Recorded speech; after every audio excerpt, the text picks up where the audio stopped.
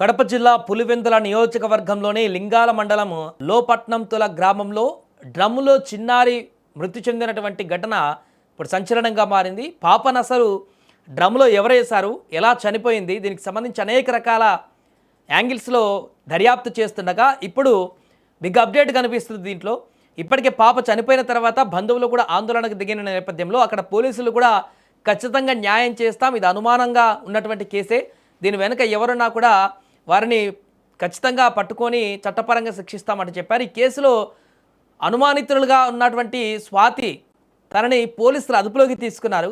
చిన్నారి తల్లిదండ్రులకు ఆమెకు గొడవలు కూడా ఉన్నాయని, దీంతో పాత పగలు మనసులో పెట్టుకుని ఆమె చిన్నారిని చంపేసి డ్రమ్లో పడేసి ఉంటుందంటూ కూడా తల్లిదండ్రులు ఇప్పటికే అనుమానించారు. అయితే వారు అనుమానించినట్లుగానే జరిగినట్లుగా తాజా సీసీ ఫుటేజ్ ద్వారా తెలుస్తుంది. ఇప్పుడు ఒక టీవీ ఫుటేజ్ మనకు బయటికి రావడం జరిగింది.